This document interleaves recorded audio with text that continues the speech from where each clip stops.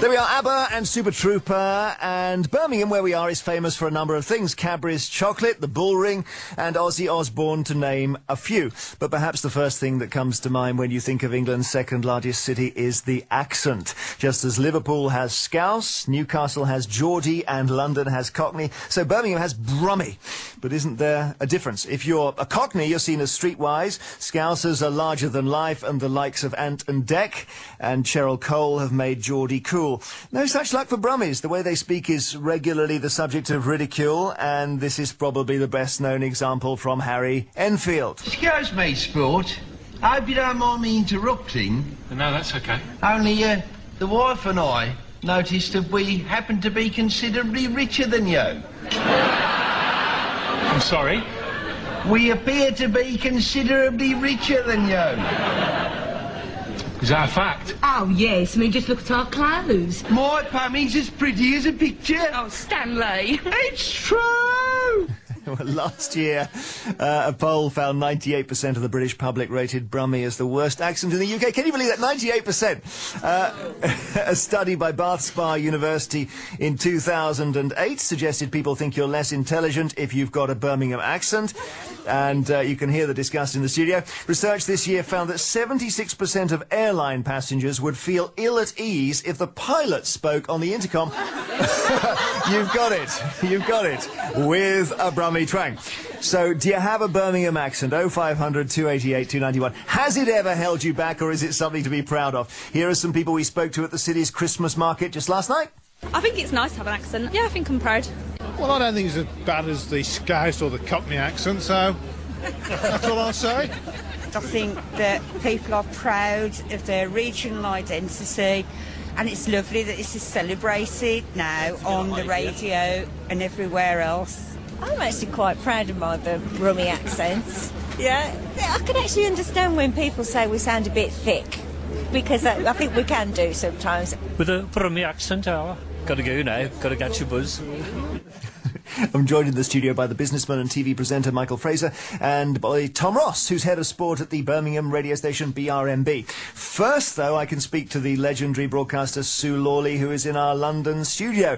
Hi, Sue. Hello. You had a I was going to say you had a Midlands accent once, but maybe you've returned to it. Well, it's still in there somewhere, Jeremy. I feel a bit ashamed, really, that I did dump it, but there is no doubt about it that, in my view, just to be serious for a moment, I couldn't have got on if I'd hung on to it. Is that a terrible thing to say? It's a terrible admission, but it's true. Well, it's, I suppose, just a revelation about Britain as it was when you were at Bristol University, 10, 15 years ago. Well, yeah, legend has it, and I must have started the legend at some point, because I must have given this interview to a newspaper, that when I was at Bristol University and I was standing waiting with my flatmate, or housemate, lodgings mate, digs mate, and she was from Red Hill in Surrey, and she was frightfully upmarket. And in fact, the whole of Bristol University was upmarket, except for me, really. And she said, "Oh, I do wish the bus would hurry up." I said, "Yeah, come on, buzz."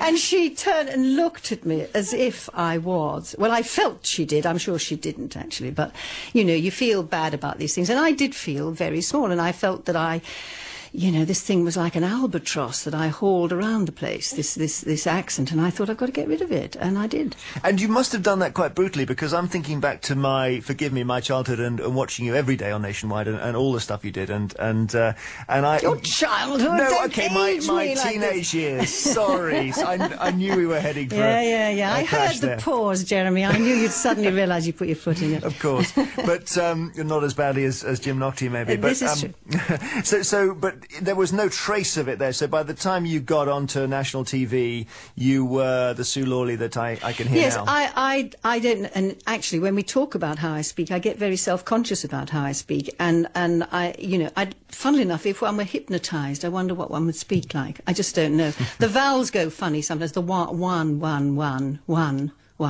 as opposed to one. It's very difficult. I certainly spoke with short A's. I said bath and path, and I certainly flattened the vowel. And I think I had an intonation. I probably wasn't. It wasn't like Birmingham. It wasn't sort of Beryl Reid or Marlene from Birmingham. It wasn't like that. But it was probably. I just went up and down a bit. And sort of slightly flattened. And probably not even that bad. And in fact, I'm now contacted, since I've said things like this, by people I was at school with, and they said, you know, you didn't speak like that at all. So I don't really know how I spoke. We don't have any tapes of it, I guess. But it was Dudley, wasn't it? Crucially, it was Dudley. Yeah, it was Dudley, which is very different from Birmingham, as everybody knows who lives there, you know. I mean, there are all kinds of nuances in the accents there, and not everybody speaks like Marlene, you know. It wasn't all like that, you know, which is exactly what Harry Enfield did when you played him just now, you know, it's like that. Dudley's it's a bit more... Lenny Henry is Dudley, actually. Lenny Henry comes from Dudley. And if you notice now, he's flattened it out. I saw him in an advert the other day, and he was really quite posh for Lenny. But he's just got that slight accent, you know, that slight intonation, you know. It's that sort of thing, isn't it? It's very interesting, isn't it? Thanks, Sue. So I can't believe you're in my studio and it's the one day I'm not there. How desperate to meet you. I miss you. See you again soon. Thanks, you. Sue Lloyd, former BBC newsreader. And with me, as I mentioned, Michael Fraser and Tom Ross. Tom Ross, defend the accent for us. I mean, there's a sort of juiciness to it, isn't there? Wonderful. It is a wonderful accent, without a shadow of a doubt. But fundamentally what gets to me in hearing people is there is a lot of people south of Birmingham who make the mistake of thinking that the Black Country is a Brummie accent. That's the first thing you've got to get in your mind. Birmingham and Black Country are totally different.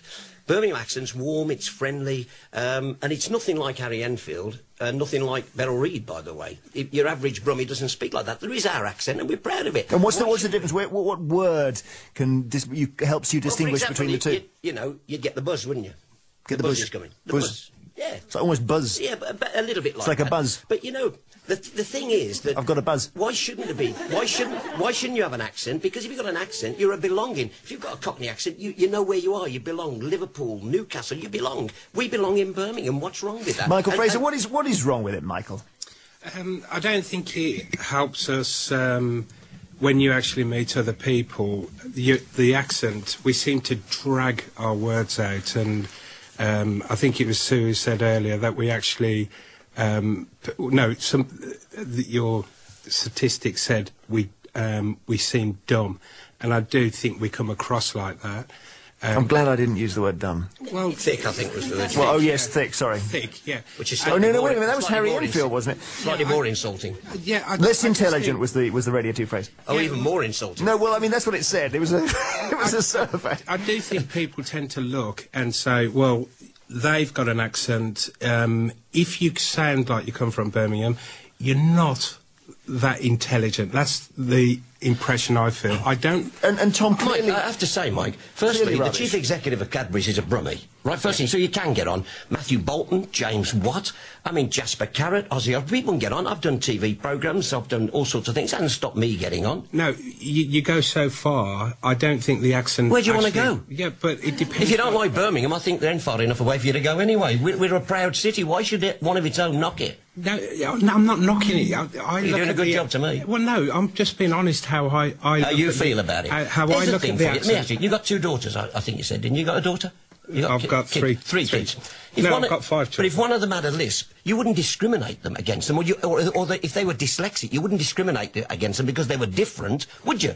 No. You wouldn't have. If we all discriminated against them, you wouldn't like it. So why discriminate against us for an accent? Well, no, it's just what accent is acceptable. You don't really see a newscast on TV. Adrian Charles. Adrian Charles is a Brummie. He's mentioned a lot, isn't he, Adrian Charles? Yeah, well, Adrian Charles, fantastic. He's done all right, hasn't he? He's done fantastic. If you look at it, Daybreak, the figures have dropped every day. So really, it's just going worse. No, but it wasn't when he was on the B, but, you know, to be perfectly honest. Well, no, look, they've took him over. The accent doesn't really get him anywhere. And how you know many what? people I don't think actually... you sound thick. Well, I think you sound all right to me. Well, thanks a lot, Tom. I don't think you sound... But Michael, I think you sound great. What's really interesting, Michael, is that you're obviously aware of the accent and you don't... Very much. Really, you feel a bit burdened by it. But you haven't done what Sue did, which is just one day to say, OK, I'm not going to speak like this anymore. No, I wouldn't do that. I can't do that. This is how I speak. I always will do. I can't change that. I am aware if I'm someone will say, oh, is that a Birmingham accent? The biggest thing in the Midlands, we get confused with Dudley and the Black Country. Correct. And everybody, as soon as you start speaking, they go, oh, yeah, I'm having faggot and peas. We don't talk like that, but we're classed like that because we're so... OK, listen, we're going to ask... Jeremy, where was your poll taken? I don't know. Because if you ask questions down south, they're bound to say. Well, let's find out. We've got listeners all over the place, north, south, east and west. They can call us 0500 288 291. Does the Birmingham accent get a bum rap, or Brum Rap? Maybe. Let's have a song from one of this city's best-loved comedians now. It's Christmas, so why don't we listen to Jasper Carrot's very funny version of the 12 Days of Christmas. Here it is! On the first day of Christmas, my true love sent to me a wee heavy and a half pint. A wee heavy's a Scottish drink. On the second day of Christmas, my true love sent to me 2 nips of gin and a wee heavy and a half pint. On the third day of Christmas, my true love sent to me 3 black and tans, 2 nips of gin and a wee heavy and a half pint. That's your bit.